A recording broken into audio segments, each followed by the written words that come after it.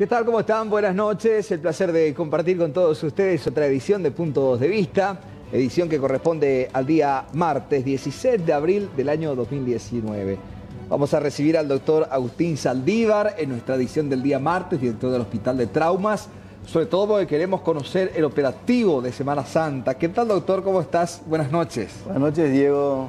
Y realmente el compromiso es bastante corto. A veces el tiempo que uno tiene que hacer tiempo, porque a través de ustedes, de los canales, de los medios televisivos, de la prensa, uno puede masticar y compartir lo que nosotros hacemos a diario por mejorar la situación de los pacientes que acuden al hospital de trauma, es decir, los pacientes siniestrados en accidentes de tránsito o directamente lesionados en el trabajo o directamente por las agresiones. Y realmente es importante hablar, sobre todo en esta semana, que a veces uno tiene que tener mayor cuidado. Claro, claro.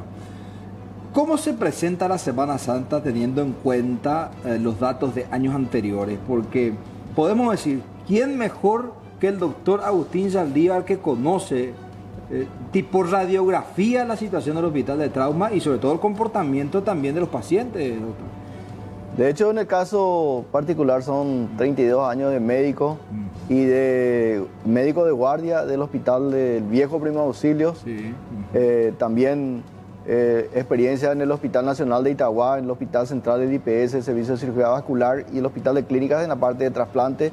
Te da la posibilidad de que vos tengas un mapa de vuelo de arriba abajo. En este caso, el Hospital de Trauma nos compromete por el hecho de que el Ministerio de Salud Pública, dentro del mapa paraguayo, tiene el objeto del gasto presupuestario, es la asistencia de todos los pacientes traumatizados de toda la República, en coordinación con los hospitales regionales, los hospitales distritales del área de Asunción, del área metropolitana, interrelacionado por el sistema de respuestas a través del sistema 141, es decir, del sistema de remisión y contrarremisión, de referencia y contrarreferencia que tiene el Ministerio de Salud Pública. El Ministerio de Salud Pública, de hecho, no es una isla, es un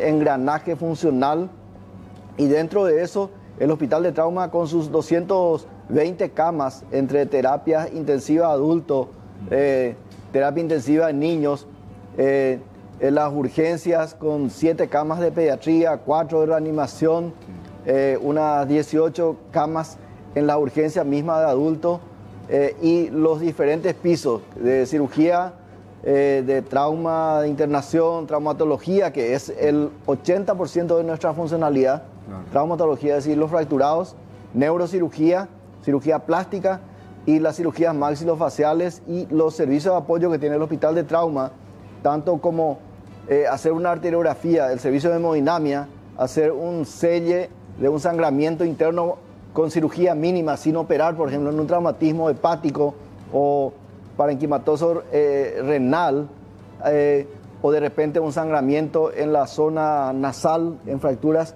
complejas, nos pone a la altura de países avanzados en cuanto al tratamiento de trauma se refiere, porque lo que nosotros utilizamos en el hospital de trauma es el sistema americano ATLS de asistencia, que minimiza los posibles errores en cuanto a la secuencia que tiene que tener el médico frente a un paciente traumatizado para solucionar y no aumentar el riesgo de tener secuelas, porque el trauma mismo ya determina el porcentaje de afectación en la funcionalidad del organismo, íntegramente hablando: cerebro, ojos, los aparatos de los sentidos, el aparato cardiocirculatorio, los miembros, la parte nerviosa.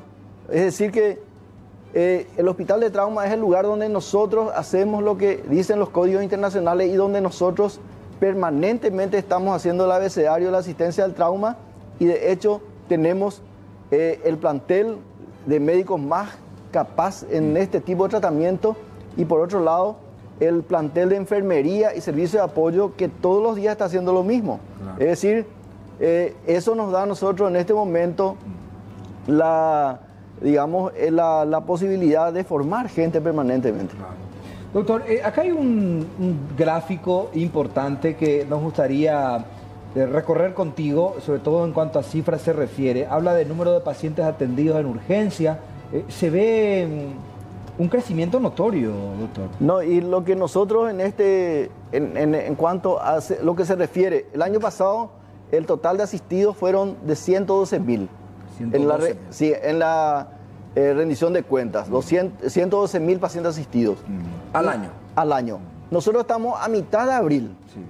Y tenemos 29.000 pacientes, 30.000 pacientes asistidos ya hasta el momento. Es decir que este año estamos aumentando la cantidad de pacientes asistidos, lo cual a nosotros como salud pública nos debe alertar a que concatenemos con todas las instituciones que hacen la prevención de manera a minimizar esto, a disminuir. Porque evidentemente los mensajes que uno lanza a la ciudadanía, tanto a nivel de la patrulla caminera se refiere, a la Policía Municipal de Tránsito, en cuanto a la utilización correcta, sobre todo de los elementos que disminuyen el impacto cuando uno tiene un siniestro. Me refiero específicamente a los motociclistas, me refiero también a los automovilistas, hacen que realmente ese porcentaje de pacientes asistidos tengan que de alguna manera disminuir, porque los gastos que realiza el Estado son cuantiosos y definitivamente nosotros no evaluamos los gastos, sino que las secuelas que quedan esos usuarios en los pacientes. Siempre encabeza la lista las personas accidentadas en motocicleta, doctor. El día de ayer, le estaba mostrando a un compañero suyo recién, consultaron 366 pacientes, de los cuales tuvimos 45 siniestrados, o sea, pacientes siniestrados en accidentes de tránsito. 45. De los 45, 38 eran de motocicletas.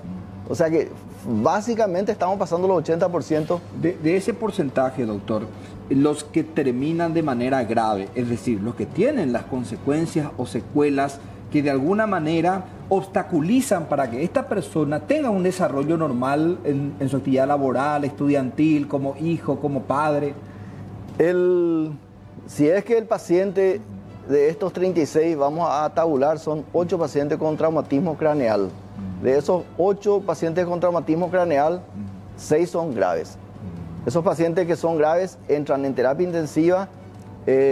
Muchos de ellos se le coloca o se le instala un catéter dentro de la cabeza para medir la presión dentro del líquido cefalorraquídeo, la presión dentro del cráneo, porque eso es el cerebro traumatizado por la inercia que lleva, y contra un elemento fijo hace que sangre, se dematice. Es como un traumatismo cerrado dentro, es como si fuera que yo tenga una bolsa de Portland y por un agujerito le cargo líquido, eso se endurece, se le agrega un poco de fermento y se hincha. Entonces, ¿qué pasa? Que la circulación de ese tejido cerebral se compromete y finalmente puede llegar a una muerte cerebral. Entonces, los neurocirujanos le destapan un pedazo de cráneo y hace que eso se dematice libremente, craneotomía descompresiva. El porcentaje de la recuperación de esos pacientes depende mucho de la prontitud con que se actúe y también relacionado con la magnitud del trauma mismo hablando. Es decir que el trauma mismo ya determina el porcentaje de funcionalidad muchas veces que va a tener ese paciente. De estos pacientes que van a quedar secuelares, no te puedo decir, Diego. ¿Por qué? Porque el tratamiento que se le hace es para que por lo menos dentro del hospital no se aumente ningún tipo de porcentaje a esa secuela que va a tener el paciente. Pero desgraciadamente las lesiones graves no solamente comprometen al cerebro, comprometen al pulmón, a ambos pulmones, que tienen muchas veces fractura de costillas con lesión parenquimatosa, hacen contusiones pulmonares, que son el propio pulmón está afectado en un porcentaje, entran en el respirador, luego tenés traumatismo de vísceras dentro del abdomen muchas veces que requieren laparotomía, es decir, abrir el abdomen, controlar el sangrado, a veces tienen complicaciones también relacionadas a lesiones de vísceras, intestino grueso, por ejemplo, que ya complica más porque más contaminación abdominal, y acompañado de lesiones de miembros, tanto de brazos como de piernas. Un solo paciente a veces tiene fracturas de ambos brazos, de ambas piernas, y muchas veces compromete también la parte de circulación arterial, que conlleva a participación de un neurocirujano, cirujano de tórax, cirujano de trauma, cirujano traumatológico, también entra el cirujano vascular, a veces entra el plástico. Es decir que esa asistencia de ese paciente, hablando en términos económicos, en un privado, es insostenible para una persona. ¿Podría superar los 500 millones? Fácil, fácil, ese es fácil. O sea que el Estado está sosteniendo una carga económica muy fuerte con los accidentes, sobre todo aquellos graves, en motocicleta. Categóricamente, el presupuesto que nosotros tenemos asignado son 147 mil millones de guaraníes en el año, raya siempre a falta de plata, ¿verdad? Doctor, ¿sigue siendo el denominador común el consumo de bebidas alcohólicas? Normalmente es una combinación. Primero, la expedición de registros en nuestro país es una deuda pendiente. Claro, no es estricto. No es estricto. Uno es eso. Otro, el tema de que yo te puedo asegurar que ese motociclista que conduce en forma indebida, sorteando obstáculos a la manera de zigzaguear entre vehículos por delante, por la derecha, por la izquierda, llega al semáforo, vos estás esperando, pasa nomás él. Sí. Ese mismo motociclista, cuando va a pasar Clorinda o va a pasar al lado brasilero, se va a poner su casco, su chaleco reflexivo, va a poner su indumentaria, su champillón protector, su calzado adecuado, y va a respetar las reglas. Porque lastimosamente nosotros no podemos sustraernos. El caxiancismo y la falta de respeto absoluto se volvió una normativa en nuestro país. Desgraciadamente es así. Y si vos le decías a un motociclista, ¿por qué te vas, amigo, sin casco? Y te va a decir, va a tener importar. O sea que, pero sin embargo, a la hora de accidentar, te puedo asegurar que vas a tener que hacer una poleada, una pancheada para realmente completar a lo mejor los elementos necesarios. Si es que la DIVEN, que es la otra institución, el bolsillo profundo que tiene los siniestrados, todo el mundo se va a la DIVEN para pedir sus elementos de osteosíntesis, es decir, los tornillos, las placas, los stent endomedulares que se usan para solucionar esto. Y realmente es una realidad, y por eso realmente hoy celebro esta invitación, porque estamos entrando en la Semana Santa, y la Semana Santa normalmente en la estadística suele disminuir la cantidad de pacientes asistidos. Normalmente nosotros tenemos en una semana que no es feriado, tenemos unos 2.400, 2.200 pacientes asistidos. En las Semanas Santas normalmente esto disminuye a 1.300 en promedio. Es decir que disminuye la cantidad de pacientes, ¿por qué? Porque se van todo al interior. Pero desgraciadamente los accidentes son mucho más graves en este tipo de feriados largos, porque la gente desgraciadamente andan con estimulantes de por medio. Y por otro lado también le quiero sumar el apuro del desplazamiento, porque la gente quiere llegar a su destino. Y cuando ven una cola larga, empieza a la manera convoy, empieza a adelantarse por lugares indebidos. Indebida. Entonces ahí ocurren los siniestros viales que desgraciadamente se pueden evitar, y también tomar las precauciones en ese sentido. Estuvimos con el comandante Chris Jaco la vez pasada en una conferencia de prensa. Ellos están trabajando, ellos son nuestros aliados principales de toda la ciudadanía en general, en el control. Por eso yo sé que ellos trabajan mucho más que nosotros, porque están del domingo de Ramos ya empiezan ellos su trabajo hasta el próximo lunes, seguro que van a estar trabajando, y estamos en coordinación con el sistema 141, donde está el doctor David Cardoso, la doctora Leticia Pinto en la coordinación de terapias intensivas, y esperemos que realmente esta Semana Santa sea santa, que la gente se vaya al interior, y si es que por algún motivo en su libertad esté tomando bebidas espirituosas, el volante o el manurio esté descansando. Doctor, ¿hay una manera de detectar, sobre todo para encontrar el trabajo que se debe de desarrollar paralelamente también desde salud pública, sobre todo por el aumento de consumo de las drogas ilícitas, ¿no? ¿Ustedes detectan que los jóvenes están de alguna manera motivados, no por el alcohol, pero sí por otro tipo de drogas ilegales? Nosotros confesamos que cambió mucho las expectativas realmente. Anteriormente era diferente. Hoy en día la presencia de metabolitos de la marihuana, del cannabis en la orina, aumentó en los jóvenes, en las personas adultas, ni qué decir, también. Y después están los agregados de las pastillas que suelen consumir. Entonces, realmente es un peligro. Yo sé que casi siempre devienen esos pacientes por la libertad de la adquisición que tienen.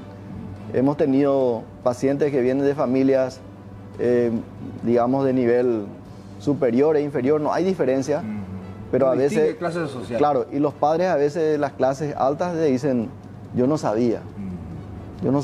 Entonces, realmente en el último de ellos encontramos metabolitos de la ilusión que le llaman, cocaína, metanfetamina, los tres. Todo mezclado. Todo mezclado. Así conducir es un peligro. Y así de conducir es un Y terminan peligro. de esa manera, ¿no? Y muchos no son casos aislados, realmente. O están las agresiones que se producen entre pandillas con estimulantes de por medio. Llegan también jóvenes lesionados gravemente por ese tipo de casos, por lesiones, enfrentamiento de pandillas. Tenemos nosotros, habilitamos este año, porque a partir de noviembre, diciembre, empezaron a aumentar los lesionados por asaltos por motochorros, violencia de por medio. Parecería ser que, yo digo un comentario en voz alta de lo que converso así con mis amigos. Evidentemente el control del macro tráfico y del microtráfico se está apretando. Entonces se rebuscan, ¿no?, con otras actividades de las personas asaltando a personas, y con violencia. Y realmente de ese tipo de pacientes tenemos acuchillados, baleados. Realmente la gente ofrece resistencia y vos sabés que las consecuencias es terrible. En ocasiones, incluso sin oponer resistencia, se producen ese tipo de heridas. Tuvimos en el mes de comienzo de la escuela aquel padre que hacia la zona de Thompson, había recibido en la zona de Kennedy, había recibido un balazo por resistirse, la madrugada por resistirse a entregar un portafolio de su hijo. Doctor, y con relación a propiamente la Semana Santa, ¿cómo encaran ustedes? ¿Aumentan la dotación de guardia sobre todo? El hospital de trauma, con sus 220 camas en total, tenemos nosotros 1.890 funcionarios en total. Las guardias de médicos son de 12 horas rotativas en las urgencias. En los pisos, los compañeros hacen recorridas de mañana y tarde. El plantel de enfermería, de hecho, asegura la asistencia de los pacientes que están en los pisos, en las terapias. Y nosotros no tenemos un aumento, pero como a partir del miércoles al mediodía, las cirugías programadas ya no se hacen, más que aquellas necesarias a los pacientes que están internados, nos focalizamos en la asistencia de urgencias. Entonces, hay una paz ahí, pero para reaccionar si es que vienen pacientes en masa. Para ese evento, nosotros tenemos un código rojo. El código rojo tiene su respaldo. Y ahí se agradece siempre el reflejo condicionado de pertenencia a la institución. Porque si es que ocurre un accidente masivo un día miércoles, la gente de sábado le va a apoyar. Y viceversa, miércoles le va a apoyar sábado. Pero está totalmente estructurado eso como para que opere de manera automática. Siempre. Hemos tenido, no sé, hace 2 o 3 años, tipo de reacciones de accidentes masivos, y hemos asistido todos. ¿Recordás el licuado Bolaño, 2001? Sí, recuerdo perfectamente. Prácticamente en esa época la gente se levanta y se va a su hospital. En las películas se suele ver esto, pero también el código rojo existe en Paraguay. Claro. Doctor, con respecto a las cifras de Semana Santa y todo lo que ya se ha trabajado, porque estuvo un tiempo un director que utilizó un lenguaje fuerte para llamar a la conciencia. Sí. Hoy se usan cifras, se usan datos de un técnico en la materia. Sin embargo, parece que no entendemos eso. ¿Cuál es el camino que tenemos que tomar como sociedad toda para encontrar la manera de reducir esas cifras que está mencionando, doctor? En Paraguay hay una palabra clave a nivel país, no solamente en trauma. La justicia tiene que andar. O sea que la gente tiene que creer en la justicia de sus autoridades. Si no, las anarquías, microanarquías existen, después existen ya macroanarquías y de repente ya se traslada a esas instituciones bajo actuación de teatro en público. Entonces la gente cree que el baretecismo es lo que anda, entonces hace lo que quiere. Y es lo que se da incluso. Pues sabemos, por eso te digo. Motociclistas que se enfrentan, incluso agreden a los PMT y así sucesivamente. No, así es. Yo creo que hay los controles que se hacen en las rutas realmente por instituciones asignadas al efecto son importantes. Mira, si te para una patrulla caminera, un policía municipal y te dice su registro, su habilitación, su baliza, su apagafuegos, mostrarle sin ningún problema. ¿Qué problema va a haber? Tiene que ejercerse el control. Y por otro lado, si cometemos una imprudencia, y bueno, tenés que pagar la multa. Reconocer. Tenés que reconocer la multa. Yo recuerdo cuando nos fuimos de nuestra pasantía del extranjero, en Francia, vivíamos en Versalles y teníamos que rendir en una universidad del centro de París. Sí. Yo me iba de acompañante. El colega Carlos Rivarola nos llevó a rendir porque paró la policía. ¿Por qué nos paró? Y nos paró porque entramos en el carril de taxis. Multa al acompañante y al conductor. Y te da una referencia, presentate a la comisaría de tu zona, te van a dar un código del banco y tenés que pagar esta multa. Si no pagás los 15 días, aumenta un 5%. No pagás al mes, aumenta 10%. No pagás al mes más y así. Entonces tu multa se va hinchando. Yo creo que tenemos que pagar la multa y vamos a aprender por nuestros bolsillos realmente que el camino correcto es adecuarnos a las leyes. Las normas existen para que nosotros cumplamos, entonces vamos a disminuir realmente la cantidad de siniestros viales. Muchas veces a mí me invitan a decir, ¿por qué no traes las fotografías de los pacientes que están internados en un piso? En el segundo piso están un piso que se llama neuritos. Y son restos humanos que para la gente que sabe que no le vamos a mostrar esas fotografías, esa imagen, es una persona que está acostada en la cama, tiene una traqueostomía para respirar, tiene un agujero acá en la zona del abdomen, una gastrostomía para recibir su alimento. Hay personas que tienen que cuidarle como bebé, cambiarle, hacerle su higiene personal. Y muchos de ellos son jóvenes, fueron padres, sostenes de familia. La edad de las personas que se accidentan es de 15 años y menos de 39 años. Son personas activas económicamente para sí mismos y para su gente. Entonces, al principio de los accidentes, mucha gente son solidarias, te van a ayudar el paraguayo. No. Pero después pasa el tiempo y te tiran en el patio trasero. Sí. Entonces, ese tipo de situaciones nosotros le queremos contar, no le podemos mostrar, porque realmente pueden producir lesiones muy fuertes en la gente. Sí, sí. Entonces, el llamado a la conciencia, Diego, claro. Yo creo que, digamos, cada persona tenemos nuestra metodología y modos de comunicación. Salir a caminar con la gente, hacer conferencias, digamos, conjuntas con la patrulla caminera, hablar con los intendentes, potenciar realmente el control en la expedición de registro de conducir, entrar en las escuelas. Nuestros niños tienen que dar clase en sus triciclos por donde conducir, Claro. respetar los semáforos, no adelantarse por la derecha. Obligatoriamente en Paraguay estamos y toda la gente nos adelantamos por la derecha porque el de la izquierda se va a una velocidad de hormiga. El que se va despacio. Claro, entonces... O sea que es educación vial desde el vamos. Claro, desde el más así pequeño. es. Yo creo que la próxima generación tiene que cambiar esto. Porque no puede ser que en Paraguay hacemos lo que queremos. Salimos afuera y somos ordenados, educados y disciplinados.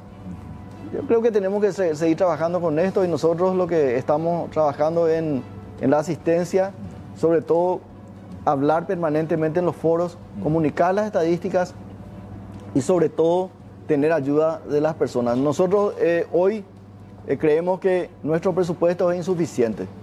Nos falta más presupuesto, tenemos aún mucho que hacer en la replicación de las unidades de trauma en todo el país, formar gente en el hospital de trauma permanentemente que roten a los hospitales regionales, fortalecer el sistema de referencia y contrarreferencia para que aquellos pacientes que puedan ser asistidos en otros lugares se queden en esos lugares directamente. Eso lo estamos haciendo con nuestros residentes. El hospital de trauma forma por año 10 residentes de cirugía de trauma y 10 de traumatología. Se van a sus pasantías rurales y muchos ya se quedan a trabajar en el interior.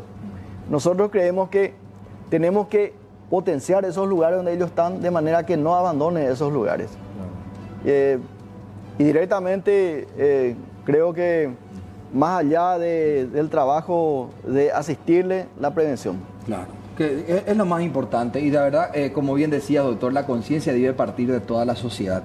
Doctor Saldívar, muchísimas gracias por venir a compartir estos datos elementales que debemos llevar en cuenta, sobre todo para pasar una semana santa, pero verdaderamente santa, en el sentido de que no disparen los números y ojalá que se dé esto, doctor. Muchas gracias. No, sinceramente, despedirme del programa, Diego. Este país es muy cristiano. Sí, sí. Independientemente de qué capilla sea, Sí. yo les invito a la gente que reflexionemos. Sí, sí, sí. El país, el Paraguay, cuando aumenta su violencia es signo de algo. La gente está rabiosa. Totalmente. La gente está rabiosa, la gente ve que hay una recesión económica. Entonces, esa corriente anárquica, por favor, eliminemos porque no sabemos cómo va a terminar. Y realmente, ojalá que ese retiro espiritual que hagamos en el interior, tantas bellezas hay para mirar. Totalmente. En el interior. Paraíso en nuestro país. Y realmente hagamos esa excursión sana hacia el interior y recordemos, la libertad tenemos que cuidarlo.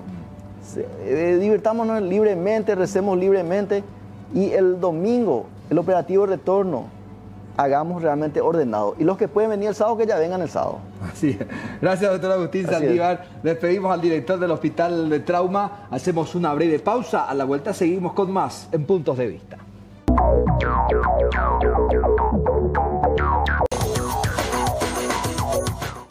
Estamos avanzando en nuestra entrega de Puntos de Vista, entrega del día martes. Claro, estamos hablando ya del martes santo. Atención, porque es momento de hablar de Unicentro. Y atención, porque del 15 al 18 de abril tenés la posibilidad de comprarte una prenda y llevarte otra. Claro, estamos hablando de la promo 2x1 de Unicentro. Secciones mujer, deportes, bercería, zapatería mujer, hombres, niños. Atención, para conocer más detalles podés visitar nuestras redes a través de @unicentropy.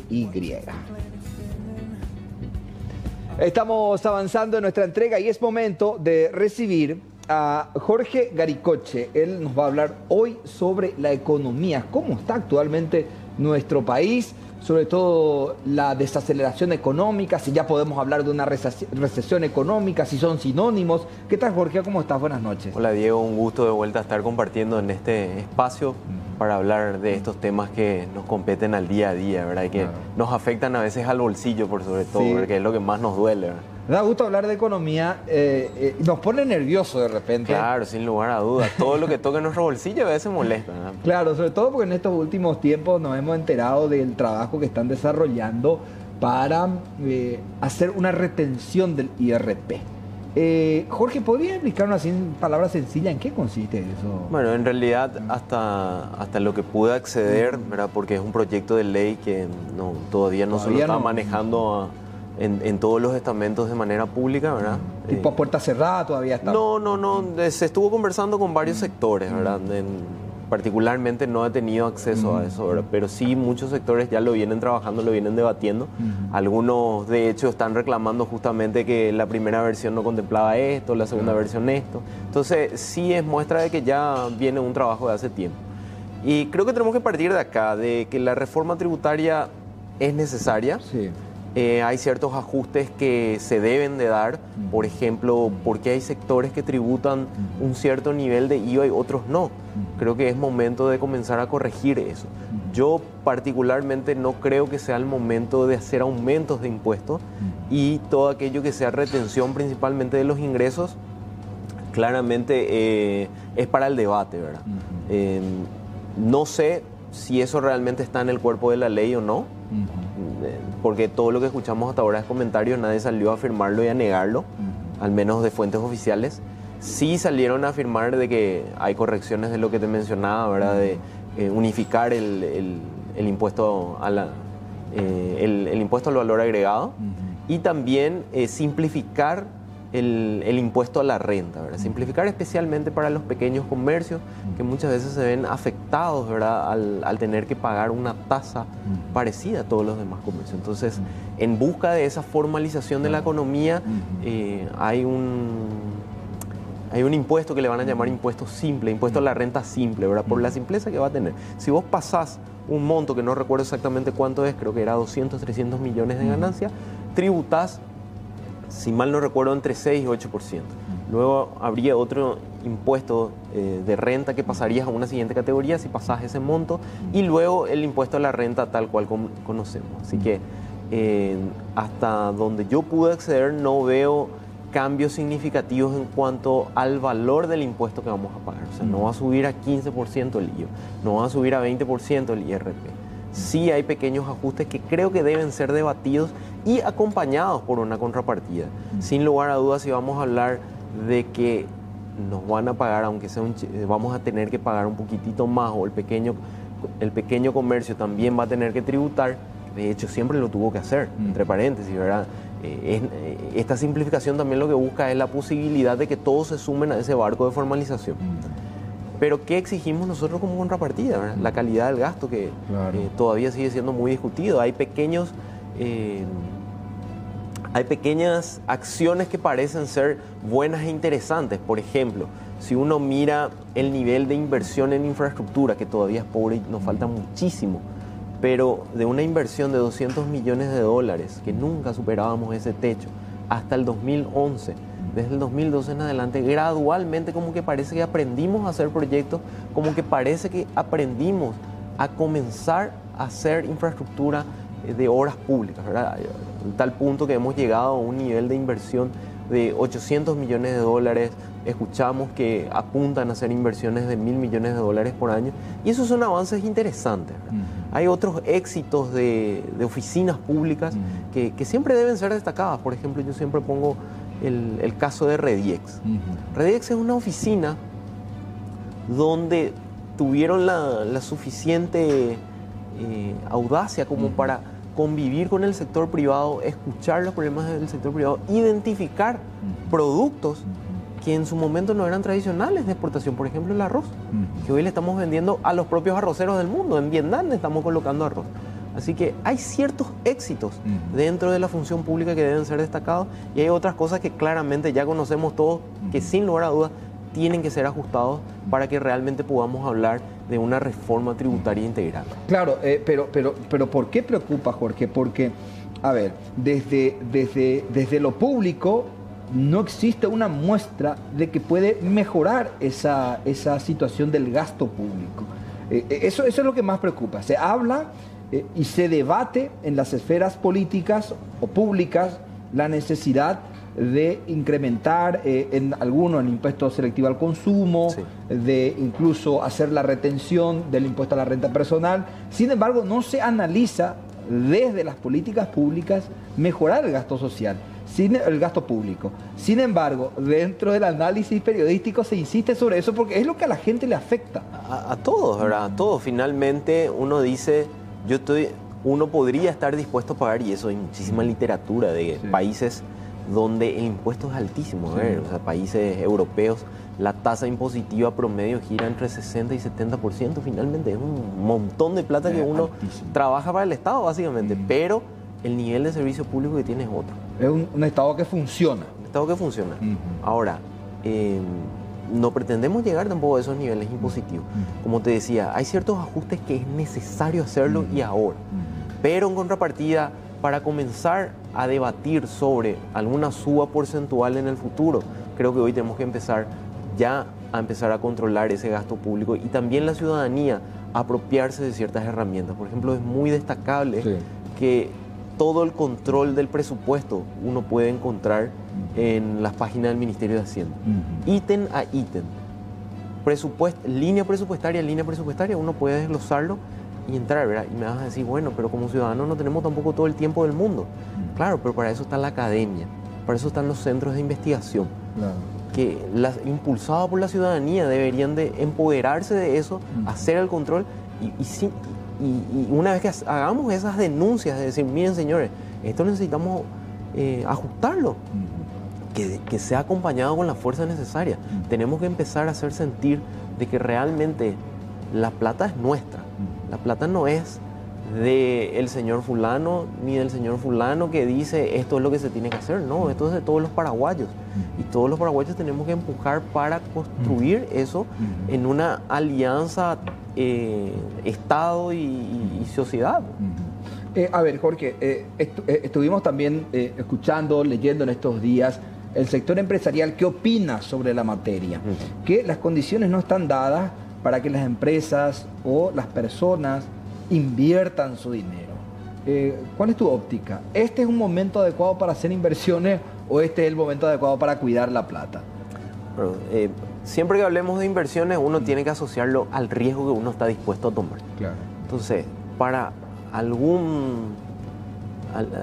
alguien que no es tan adverso al riesgo, se suman a estas olas y dicen, este es el momento de invertir.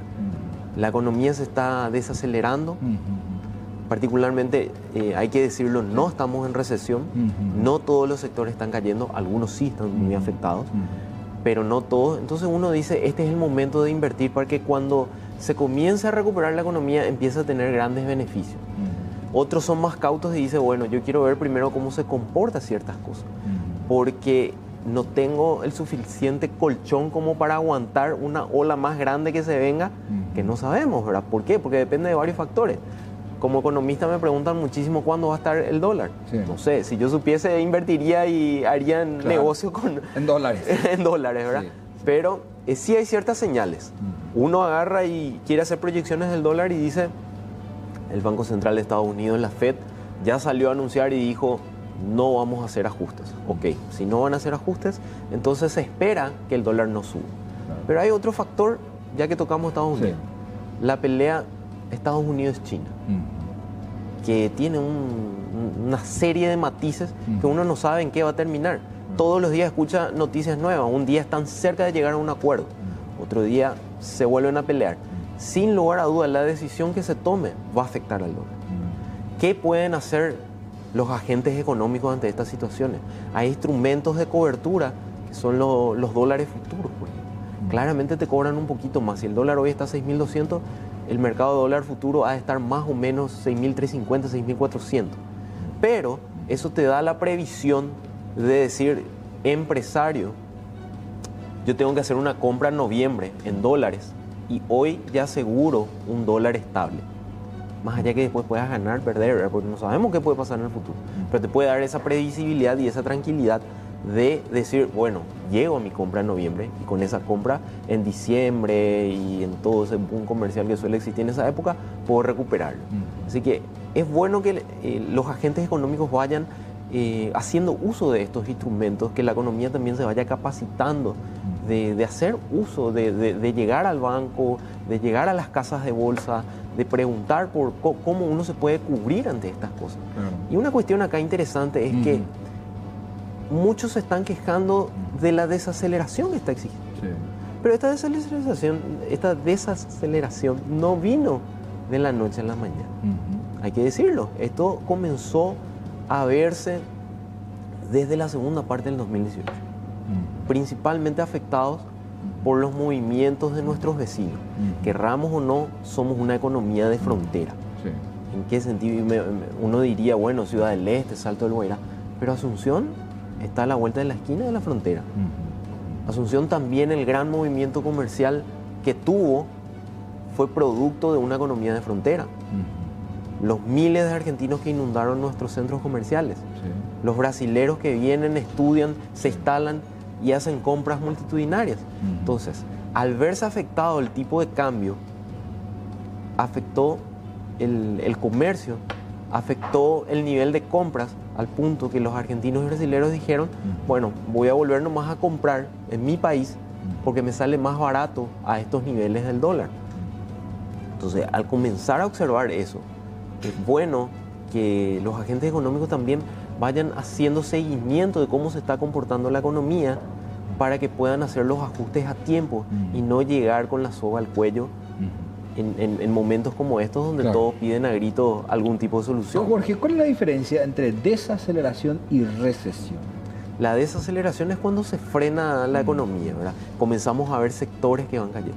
Y la recesión ya es algo más Más permanente, suntuado. más suntuado, o sea, va sucediendo por varios periodos ya.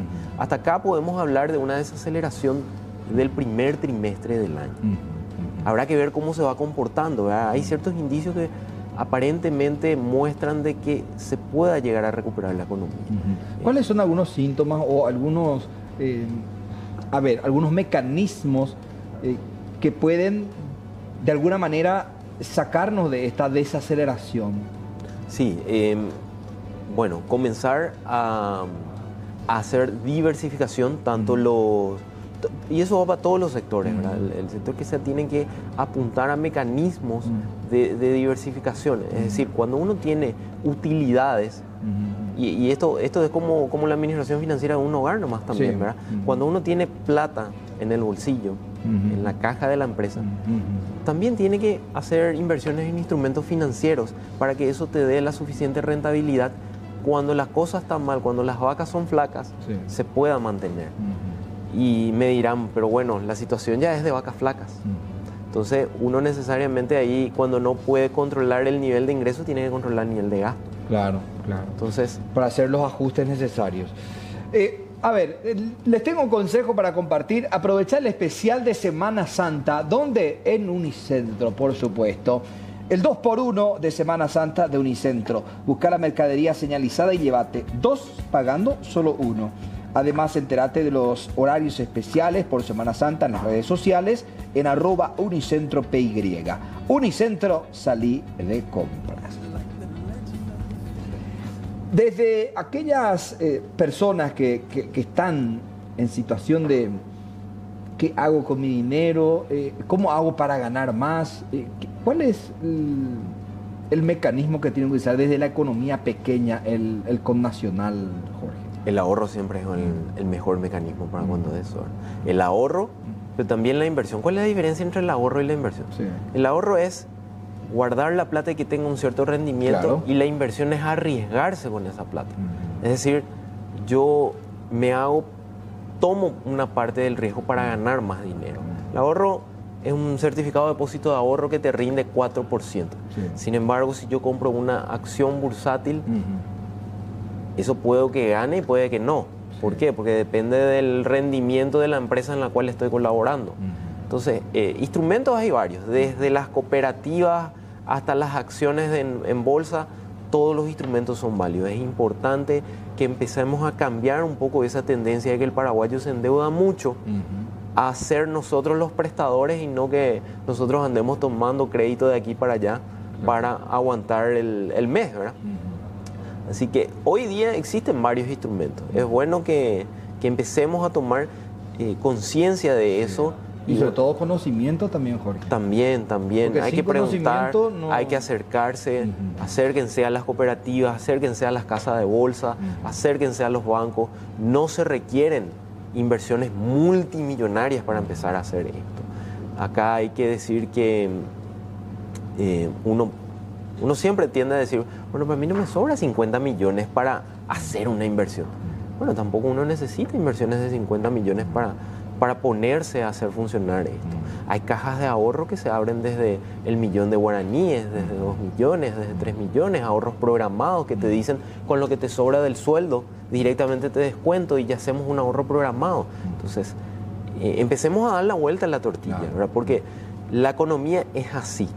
O sea, la economía tiene momentos buenos y momentos no tan buenos como estos, ¿verdad? Donde se desacelera y esperamos, somos optimistas en que se va a volver a acelerar. Ahora, mientras tanto, ¿qué hacemos? Mientras tanto, uno podría tener ese ahorro con el cual poder oxigenarse en estos momentos, especialmente los pequeños comercios que muchas veces se ahorcan en esta situación. Bueno, Jorge, muchísimas gracias nuevamente por venir a pintarnos la radiografía económica del Paraguay y sobre todo, ¿qué debemos hacer en situaciones como esta? Los desafíos del crecimiento económico, que es un tema sumamente actual. Gracias por visitarnos, Jorge. Por favor, estamos a las órdenes siempre. Te esperamos nuevamente por aquí. Muy bien, estamos cerrando nuestra edición de Puntos de Vista. Ya llega el completo resumen de las noticias a través de C9N, así que quédense con nosotros. Muchas gracias.